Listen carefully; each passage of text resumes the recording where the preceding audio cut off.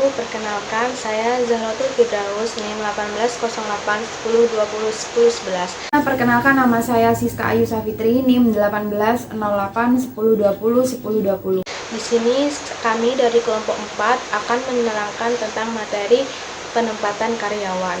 Ada program pengenalan. Salah satu teknik yang sering digunakan untuk mengurangi jumlah karyawan baru adalah dengan cara menyelenggarakan program pengenalan atau sering disebut dengan program orientasi. Perusahaan menggunakan dua pendekatan, yaitu pendekatan formal dan informal. Perusahaan juga atau organisasi melakukan kegiatan yang struktur maupun tidak struktur.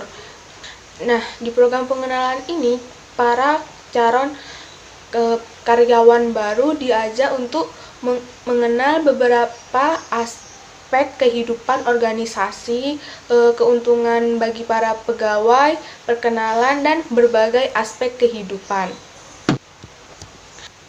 Mengambil beberapa topik, yaitu yang pertama ada sejarah organisasi. Nah, di dalam sejarah organisasi ini, para calon pegawai baru diajak untuk mengenal sejarah dari organisasinya, mulai dari latar belakang pendirinya atau filsafat hidupnya, tujuan pendirian dari organisasi, dan masih banyak lainnya. Nah, yang kedua yaitu ada struktur dan tipe organisasi. Nah, pemilihan dan tipe organisasi tertentu dimaksud dengan dua kepentingan utama, yaitu yang pertama mewadahi semua kegiatan yang melembagakan berdasarkan prinsip-prinsip organisasi yang rasional. Terus yang kedua yaitu memperlancar jalannya interaksi antara orang-orang dan berbagai satuan kerja. Yang ketiga ada nomenklatur atau titulatur yang digunakan. Nah, dalam setiap organisasi digunakan nomenklatur dan titulatur tertentu. Ada di antaranya yang umum digunakan oleh organisasi, dan juga ada yang penggunaannya khas, dalam artian punya konotasi yang khusus dan hanya dilakukan dalam organisasi tertentu saja.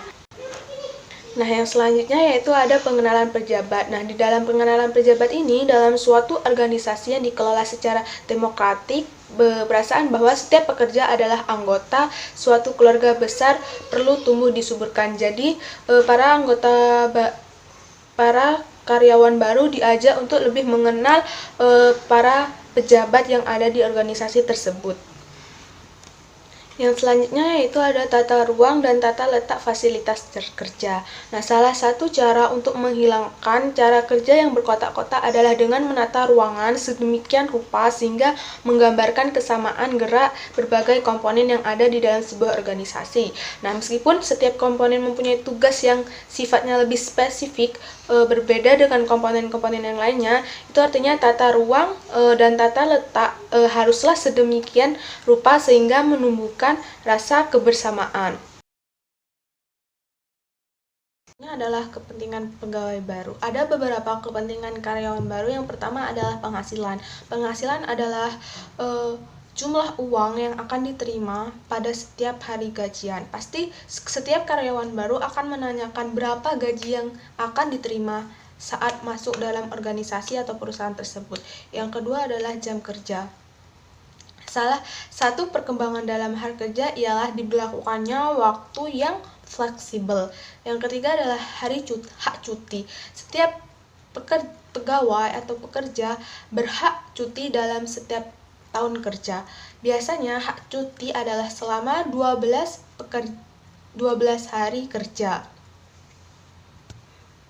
Selain itu juga pekerja dapat menikmati fasilitas yang disediakan oleh organisasi atau perusahaan. Salah satu contohnya adalah mengenai asuransi atau antar jemput karyawan atau fasilitas perumahan atau rumah dinas yang disediakan oleh perusahaan. Yang selanjutnya yaitu adalah pendidikan dan pelatihan. Berbagai teori motivasi memberikan petunjuk bahwa setiap orang ingin mengembangkan kemampuan sehingga potensi yang dimilikinya semakin meningkat. Nah, salah satu cara untuk meningkatkan kemampuan seorang karyawan yaitu melalui pendidikan dan pelatihan. Yang terakhir yaitu adalah perihal pensiun. Dari segi kebijakan pensiun yang relevan diberikan mencakup antara lain usia pensiun, baik dari sifat sukarela maupun hak diharuskan oleh peraturan perundang-undangan. Yang kedua yaitu adanya hak seorang pegawai yang berhenti dengan hak pensiun seperti jumlah penghasilan serta secara menghitungnya. Yang ketiga yaitu kewajiban pegawai selama aktif menjadi pegawai seperti keharusan menabung untuk dana pensiun. Penjelasan yang dimaksud tidak hanya menyangkut dari segi-segi teknikal tugas tersebut seperti lokasinya, aktivitas yang harus dilakukan, persyaratan keselamatan kerja seperti keharusan memakai topi pengaman, larang merokok, dan lain sebagainya, akan tetapi juga yang menyangkut keperilakuan terkait antara tugas dengan tugas-tugas lainnya, perlunya kerjasama, koordinasi, dan hal-hal yang menyangkut sikap seorang karyawan baru. Nah, yang selanjutnya yaitu perkenalan. Nah, agar seseorang pegawai baru merasa tidak dianggap sebagai orang luar, tetapi merasa dianggap sebagai saudara, maka pegawai baru sangat diperlukan untuk melakukan perkenalan terhadap berbagai pihak, terutama dengan siapa pegawai baru tersebut akan sering berhubungan dalam rangka pelaksanaan tugasnya kelak. Nah, beberapa aspek pengenalan baru yang telah dibahas dengan memiliki manfaat. Yang pertama yaitu cepatnya pegawai baru melakukan penyesuaian yang diperlukan. Yang kedua yaitu hilangnya keraguan dalam diri pegawai baru tentang cocok tidaknya organisasi tersebut terhadap tempatnya berkarya. Yang ketiga yaitu tumbuhnya harapan kekaryaan. Yang keempat yaitu segera dapat memberi sumbangan yang positif bagi organisasi yang berwujud dalam produktivitas yang tinggi. Yang kelima yaitu semakin kecil kemungkinan pegawai baru untuk minta berhenti. Nah, tentunya sasaran utama tidak berlanjut sampai di situ saja. Organisasi pasti membutuhkan umpan balik dari karyawan baru yang bersangkutan.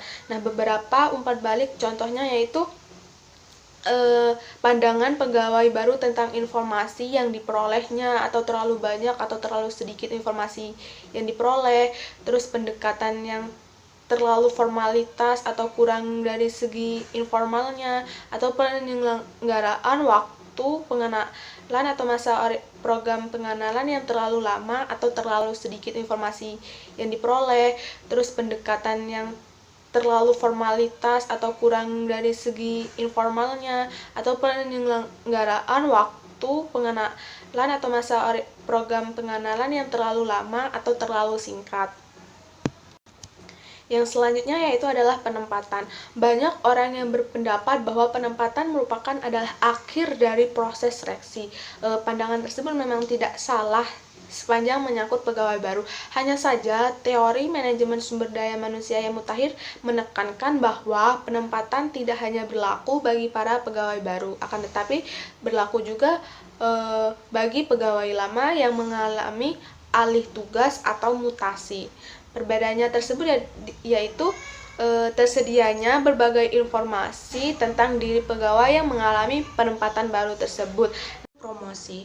Nah, setiap pegawai pasti mendambakan promosi karena dipandang sebagai penghargaan atas keberhasilan seseorang yang telah menunjukkan prestasi kerja yang tinggi dalam menunaikan kewajibannya dalam pekerjaan dan jabatan yang dipangkunya sekarang. Nah, sekaligus sebagai pengakuan atas kemampuan dan potensi yang bersangkutan untuk menduduki jabatan yang lebih tinggi.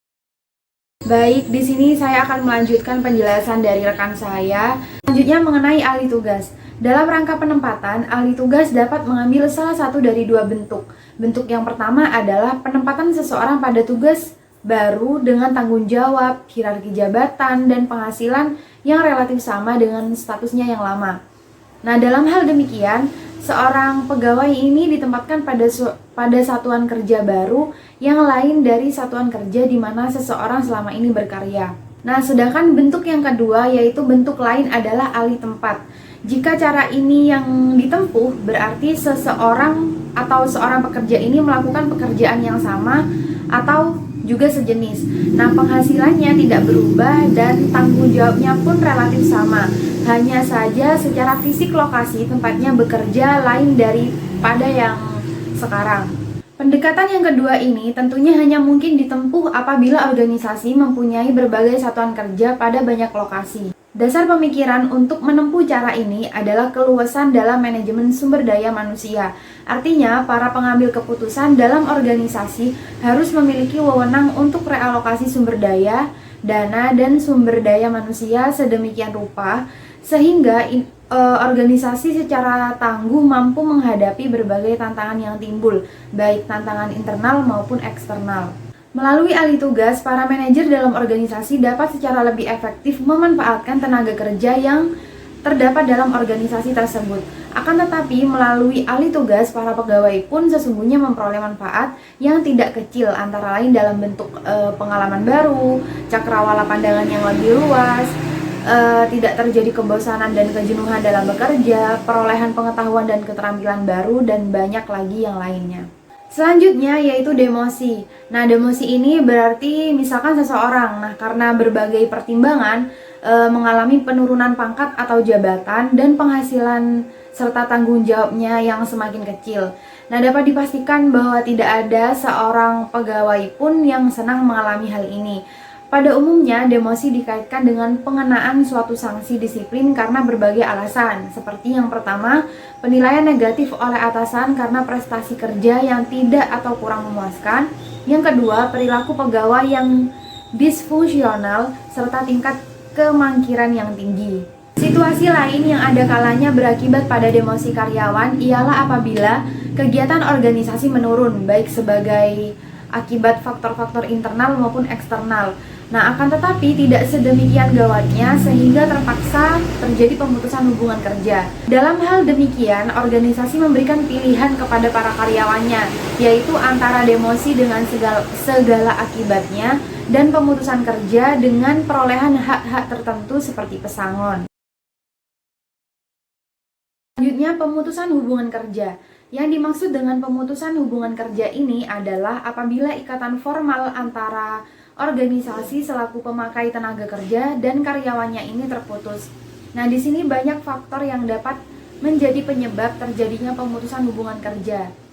Antara lain yang pertama, alasan pribadi karyawan tersebut, karena pegawai dikenakan sanksi disiplin yang sifatnya berat, karena faktor ekonomi seperti resesi, depresi, atau stagflasi, dan juga dikarenakan adanya kebijaksanaan organisasi untuk mengurangi kegiatannya yang pada gilirannya menimbulkan keharusan untuk mengurangi jumlah pegawai yang dibutuhkan oleh organisasi tersebut.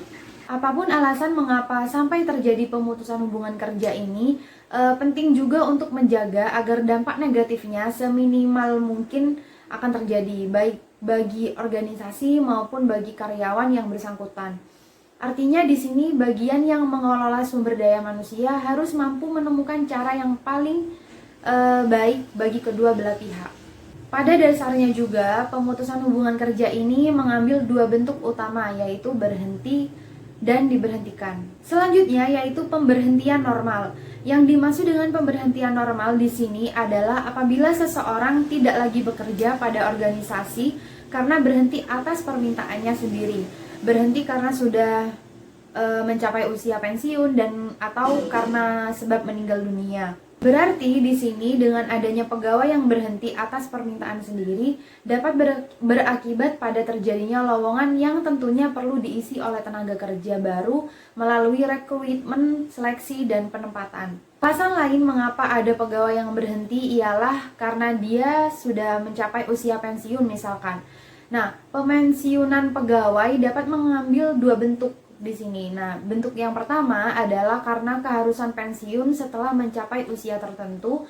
Berarti apabila seseorang telah mencapai usia tertentu, ia diberhentikan dengan hormat dari jabatan dan pekerjaannya dengan hak pensiun.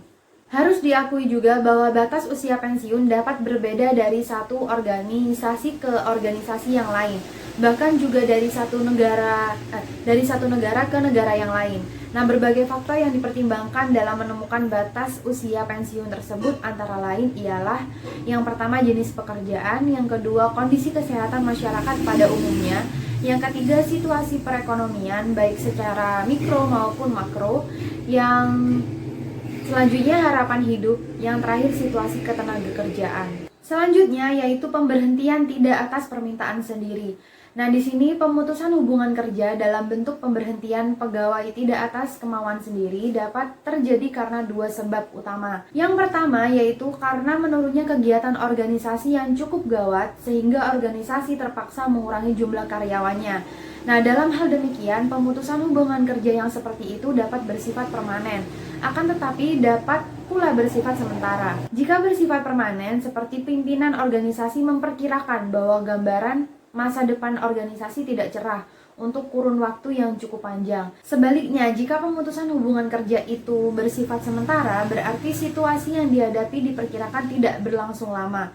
Faktor penyebabnya pun belum tentu karena menurunnya kegiatan organisasi, akan tetapi karena faktor-faktor lain seperti karena peremajaan mesin, alih teknologi, perubahan situasi persaingan. Dalam hal terjadinya pemutusan kerja yang bersifat sementara ini, pertanyaan yang sering datang dan menantang itu untuk pertanyaan siapakah yang akan diberhentikan. Nah, apakah tenaga kerja senior atau pegawai yang relatif baru? Ada yang berpendapat bahwa sebaliknya tenaga kerja senior lah yang diberhentikan karena dari penghasilan mereka selama ini sangat mungkin mereka sudah memiliki banyak tabungan. Juga alasan lain, jika dipanggil kembali bekerja mereka tidak kehilangan senioritasnya, tetapi ada pula yang berpendapat bahwa pegawai yang relatif barulah yang diberikan karena belum banyak jasa yang telah dilakukan si pegawai kepada perusahaan. Kemudian kesempatan bagi mereka pindah ke pekerjaan lain itu lebih besar. Untuk sebab yang kedua, nah ini karena pengenaan sanksi disiplin yang berat yang berakibatkan pada pemutusan hubungan kerja. Nah, di sini itu artinya bisa saja terjadi bahwa karyawan melakukan pelanggaran tertentu sedemikian rupa sehingga kelanjutan kehadirannya dalam organisasi dipandang tidak dapat dipertanggungjawabkan lagi. Memang benar bahwa terjadinya pemberhentian pegawai tidak dapat dielakkan, baik karena alasan yang sifatnya alamiah maupun karena pertimbangan organisasional. Bahkan pada tingkat tertentu hal tersebut perlu terjadi karena setiap organisasi selalu memerlukan tenaga kerja baru yang dengan pemikiran dan ide-ide baru dan cara kerja baru membuat organisasi lebih dinamik dan lebih tangguh.